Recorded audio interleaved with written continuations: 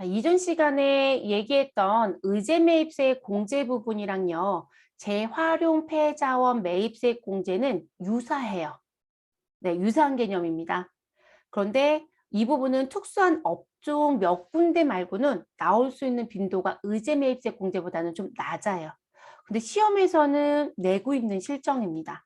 그리고 AT하고 전산하고 비교해 보면 전산 쪽이 조금 더 많이 내고 있고요. 네, 그래서 이제 이 부분도 가지고 가셔야 되는데, 자, 이게 어떤 제도인지를 좀 들어가서 볼게요. 그리고 우리 교재는 정말 내용이 요만큼밖에 없어요. 네, 왜냐면 특수한 부분이 아니라 그냥 앞에 있었던 의제 매입하고 유사한 부분인데 지금 이런 요건에 해당되는 건 요거로 공제를 받으시면 됩니다. 라고 해서 들어오는 부분이거든요. 그래서 내용이 그닥 많지는 않습니다. 자, 재활용 폐자원 등에 대한 매입세 공제다라고 하는 건 우리가 전산 실무 쪽에 가면 재활용 폐자원 공제신고서라는 서식이 따로 있습니다. 그 서식을 부가가치세 신고할 때 작성해서 같이 내면 일정 부분만큼 매입세 공제를 해주겠다라는 표현입니다. 그리고 이 재활용 표전이란 글씨 보여지는 거 그대로 여러분, 우리 회사가 재활용을 구입하여 또는 재활용 폐자원을 구입하여 또는 중고품을 구입하여 무엇하였다. 그 부분의 물품을 팔았다. 또는 그 부분을 제조가공해서 팔았다라고 하시면 그 재활용 폐자원 등에 해당되는 부분을 매입했던 부분에 대해서 일정 부분만큼 의제 매입세액이 있는 것처럼 매입세액이 있는 것으로 보아서 공제해 준 제도예요.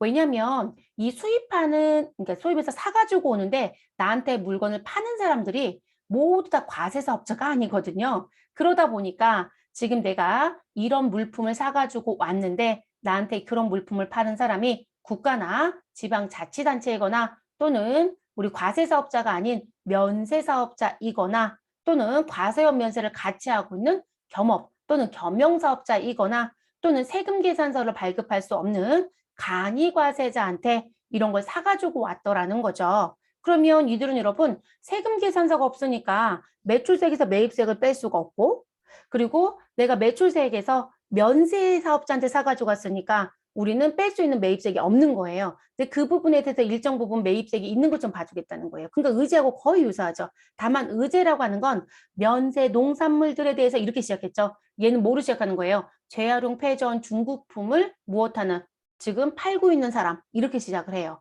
그래서 나오는 제도입니다. 그러면 이 제도의 서류는 이렇게 되어 있어요. 우리가 프로그램의 서류는 뭐로 되어 있지만 재활용 폐자원 공제신고서라고 되어 있지만 중고품도 들어간다고 말씀드렸잖아요. 그래서 재활용 폐자원 및 중고 자동차 매입세 공제신고서라고 얘기합니다. 그리고 중고품은 추후에 말씀드리겠지만 자동차밖에 해당이 안 돼요. 그래서 아예 서식에 중고 자동차라고 되어 있습니다. 그러면 폐자원에 대한 매입 부분을 가지고 무엇하겠다? 여기 제출해주면 공제해주겠다. 근데 여기 보시면 계산서는 계산사개표 내야 될 거고요. 영수증은 뭐가 없다. 여러분 영수증이니까 여러분 계산사개표 이런 거 낼 수가 없잖아요. 그래서 서식에 보여지는 것처럼 6번의 영수증에 대한 수치 내역이 있으면 여기 하단에 가면 4번의 영수증 수치분에 대한 매입에 대한 내역서를 첨부하라고 되어 있죠. 그래서 이 자리에 기록해서 내시면 돼요.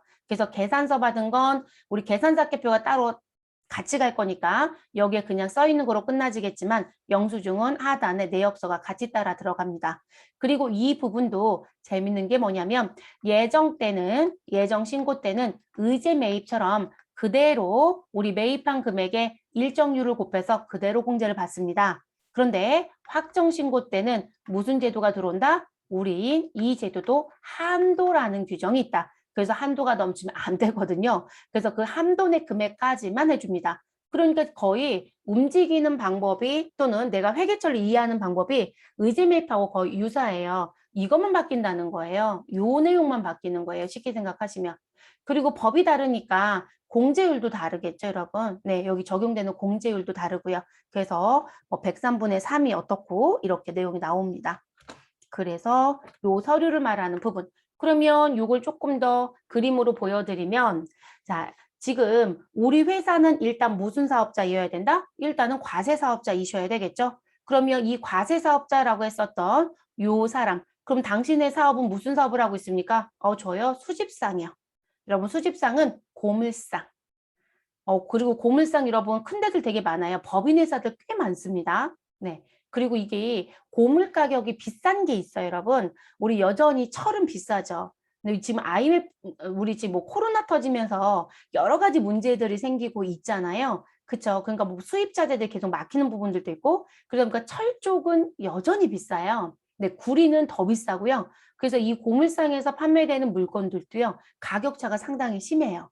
네. 그리고 우리나라가 이 고물을 잘 정리를 해서 수출을 하기도 하죠. 근데 금년도인가요? 작년도에 정말 그런 망신이 뭐라고 얘기해야 될까요? 그런 망신을 어디 가서 봐야 될까요? 아무튼 정말 개망신이라는 표현을 해야 되는 게 맞을 것 같아요. 실제 수출을 했다라고 하는데 이 재활용 폐전을 수출했어요. 이게 재생업에 쓴단 말이에요. 근데 컨테이너라고 하는 박스를 딱 열어보니 아예 쓰레기를 보낸 거죠. 그리고 그 사람은 무엇했을까요? 그거 쓰레기 보내놓고 그 사람 사업장 폐업하고요. 도망갔어요. 그 책임은 누가 질까요? 우리나라 국가적으로 져야 되거든요. 그래서 제가 정말 개망신이라고 말씀드리는 거거든요. 우리나라가 그런 부분이 조금 많았던 거로 알아요. 그래서 그거 다요. 다시 국가적으로 갖고 들어와야 돼요, 여러분. 그거 다 말 그대로 쓰레기를 보냈으니까 그 나라에 쓰레기가 쌓여 있는 거잖아요. 근데 한국 쓰레기가 거기가 있는 거예요. 근데 그거 다 조치해달라라고 해서 국제적 망신을 좀 당했죠. 근데 이 부분이 실질적으로 판매가 가능한 부분도 좀 있거든요. 그리고 재생도 가능하고. 그래서 지금 현재 환경적으로 문제가 많아서 우리 왜 그 라벨 없는 투명 물병들이 지금 거론이 되고 있죠. 그리고 유통도 되고 있고. 근데 그게 재생이 되거든요. 그거로 지금 바꿔가고 있는 거죠. 지금 플라스틱으로 되어 있는 컵도 다 통일화시킨다라고 하죠. 재생이 전혀 안 된대요. 재질이 달라서. 그러니까 여러 가지 문제들이 있는, 그러니까 그런 부분이 계속 생기다 보니까 지금 법상에서는 그런 걸 가지고 재생하는 사업들에 대해서는 일정 부분만큼 매입세 공제를 하겠다. 근데 세금계산서 주고받은 거래는 어차피 세금계산서로 매입세 공제를 받으면 되거든요. 그런데 나한테 물품을 공급했던 지금 공급처를 봤더니 무슨 부분? 그들이 세금을 발급할 수 없는 사람들이었던 거예요. 그 부분에 대해서 일정 부분 매입세 공제 해주겠다는 제도였던 거예요. 그럼 일단은 내가 그런 사업을 하고 있어야 된다는 거죠. 그래서 대표적인 게 수집상이라고 하는 고물상, 그리고 중고자동차 매매. 중고품은 중고자동차밖에 안 돼요. 우리 왜 중고품도 가서 보면 가전제품도 있고 가구도 있고 많거든요. 그 중고품은 안 돼요. 자동차만 됩니다. 그리고 이 중고자동차 매매는 당연히 수출 당연히 들어야 될 거고요. 그리고 재활용 폐자원을 활용하여 제조, 가공하는, 그러면 재생업을 하고 있다, 재생공사이다, 이런 표현을 합니다. 그래서 이런 업을 하고 있는 과세사업자가 누구한테? 우리 증빙을 발급할 수 없는 국가나 지방자치단체 또는 증빙이 계산서로 들어오는 면세사업자 또는 우리 세금계산서 발급할 수 있는 간이과세자는 빼는 거예요, 여러분. 우리 4,800만 원 미달하는 간이과세자한테 사온 거. 그리고 사업자가 아닌 비사업자 거래. 여기는 왜 농어민이라고 안 쓸까요? 농어민 관계 없겠죠, 여러분? 그럼 이 비사업자는 누구일까요? 제가 기억나는 건 우리 요즘은 그게 없는 것 같아요. 우리 왜 지하철 앞에요. 무료 신문 한동안 진짜 많이 나눠줬었거든요. 그래서 아직도 기억나는 게 메트로라고 하는 신문. 그리고 그 신문에 무대리라고 하는 만화가 있었던 걸 제가 기억을 해요. 근데 그 메트로 신문이 히트를 치면서 정말 많은 신문들이 정말 이 가판에 있는 것처럼 있었거든요. 근데 지금은 또 없죠, 여러분. 근데 그 신문을 보고 지하철을 자꾸 놓고 내리다 보니까 이게 신문이 지금 현재 폐지로 들어가요. 그럼 폐지는 재생에 들어가는 거거든요. 그럼 그걸 수거하는 분이 필요하잖아요. 그래서 정말 지하철에 아침에 그거 수거하시는 할머니, 할아버지들 진짜 많으셨었어요. 근데 지금은 또 찾아볼 수가 없죠. 네. 그 신문 자체도 없고요. 그래서 그런 부분들, 그러면 그 할머니나 할아버지들은 고물상에 가서 파시는 거잖아요. 그럼 그 할머니나 할아버지한테 구입한 고물상은 매입세 공제가 되느냐? 된다는 거예요. 그런 분들을 비사업자라고 얘기를 해요, 여러분. 그렇게 얘기합니다. 그런데 지금 수집상에 해당되는 고물상은 사다가 그대로 팔겠죠. 그러면 이들은 무슨 관점으로 봐야 돼요, 여러분? 유통의 관점이에요. 근데 재생공사는 우리 다시 만드는 거죠. 폐지를 가지고 휴지를 만들어서 팔거나 상자를 만들거나, 그래서 뭐 재생유지다, 재생된 박스다, 이런 얘기도 하잖아요. 그러면 이들은 유통의 관점이 아니라 제조의 관점으로 가야 되는 거죠, 여러분. 그럼 개정 과목이 다르지 않을까요? 그럼 유통의 관점은 상품을 사서 상품을 파는 게 되지만 우리 제조회사의 관점은 원재료를 샀다라고 표현하겠죠. 그래서 원재료를 사서 무엇으로 판다? 제품으로 판다. 이렇게 얘기가 되겠죠. 그럼 매입하는 부분에 개정 과목은 어떤 업을 하냐에 따라서 달라지는 거예요, 여러분. 그래서 누군가는 원재료, 누군가는 상품이죠. 이런 뭐 의제 매입은 아니에요. 의제 매입은 상품이 아니라 원재료를 써야 되는 게 맞는 거고요. 이해되셨을까요? 그래서 이 부분이 달라지고요. 그래서 그렇게 들어오는 부분들입니다. 됐을까요? 그래서 나온 부분. 그러면 재활용 폐자원에 들어오는 건 누가 있느냐? 고철. 이것도 법에 정해져 있어요, 여러분. 폐지, 폐유리, 폐금속캔, 폐건전지, 폐타이어. 자, 이들을 재활용 폐전으로 인정을 합니다. 그리고 중고품은 아까 말씀드린 것처럼 자동차, 중고자동차만 들어옵니다. 그래서 그런 부분을 가지고 우리 파는 부분들 또는 재생해서 파는 거 됐을까요? 그러면 지금 여기 면세사업자는 제가 아까 계산서를 발급한다고 했으니까요. 이 사람한테는 계산서를 받았을 거고 다른 사람들한테는 계산서가 없이도 가능한 거예요. 정보만 있으면 되는 거니까. 그래서 서식 미리 보여드렸을 때 칸이 두 개였던 거죠. 하나는 계산서를 받은 거 집계하는 자리, 하나는 영수증이라는 집계 자리. 그럼 그 영수증은 계산서를 뺀 나머지를 다 기입하는 자리입니다. 그러면 누구한테 사왔는지 인적 정보를 정확하게 써주셔야 되겠죠. 됐어요. 그래서 증명서류를 제출하시고 우리 재활용 폐자원 매입세 공제를 받으면 된다라는 얘기입니다. 그래서 이렇게 움직이는 부분이고요.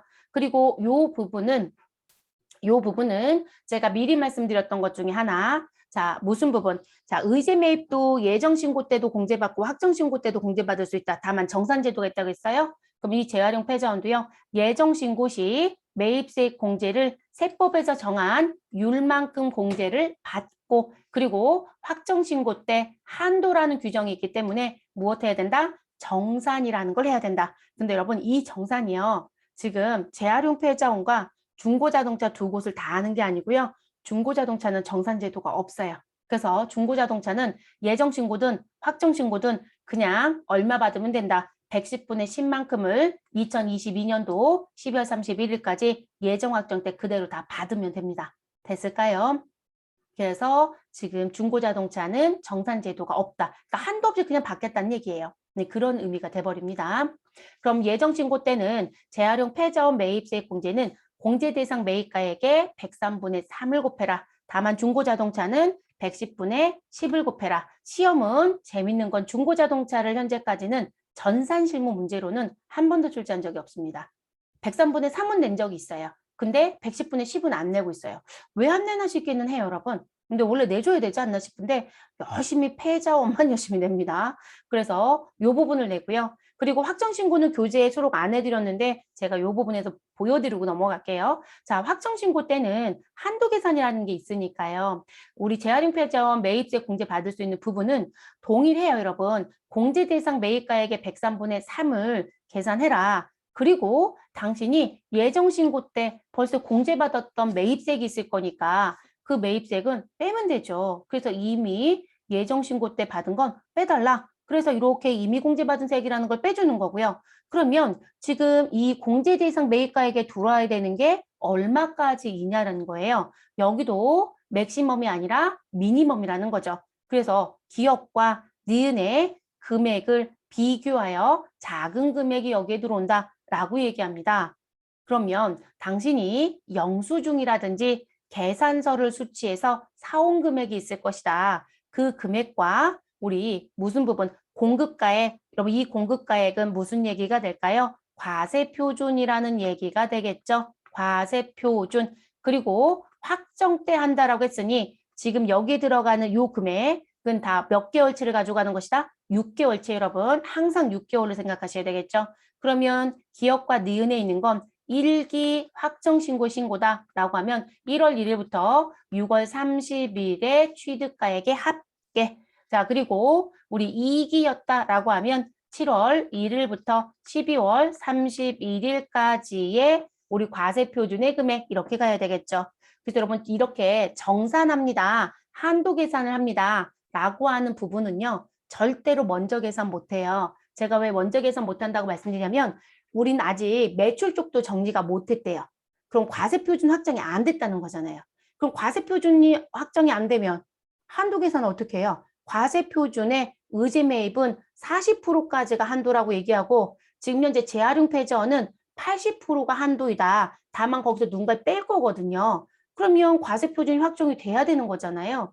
그래서 이런 작업들은 항상 언제나 뒤쪽으로 빼고 작업하셔야 돼요. 네, 의제나 재활용 폐자원 확정신고 때 정산이 있다라면 매출 쪽 정리가 다 끝나고 시작을 해야 되니까 항상 뒤에 작업한다. 이렇게 보시는 게 좋겠습니다.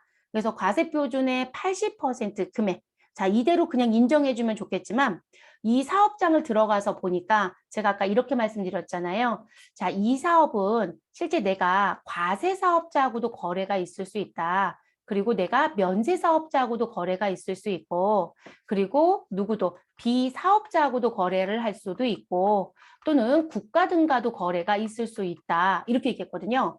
지금 저는 누굴 말하는 걸까요? 저한테 물건을 주는 공급자예요. 그러면 과세한테 재활용 폐전을 사오면 저는 뭘 받았을 것이다. 세금, 계산서를 수취하게 되거든요. 그럼 그대로 매입세 공제를 받으면 돼요. 그래서 이 부분이 들어가 있기 때문에 의제 매입하고 다르게 의제 매입은 그냥 과세표준 곱하기 40% 이렇게 얘기했잖아요.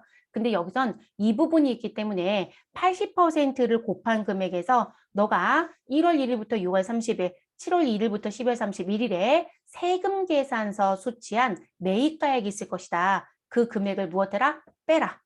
그래서 이 금액을 빼고 나온 금액과 영수증과 계산서를 받은 그러면 요 부분의 금액이겠죠. 요 부분의 금액과 비교해서 작은 금액을 가지고 와서 공제를 해주겠다. 이렇게 얘기를 합니다. 요게 한도입니다. 됐어요, 여러분? 전산세무 1급은 이 한도 계산 문제도 출제를 합니다. 세무 1급 교재에 제가 이거를 문제를 하나 드린 게 있어요. 시험 문제에 손으로 이론에 이거 계산 문제도 내거든요. 근데 이게 급수가 달라지면 난이도가 그런 게 상향 조정이 되는 거거든요.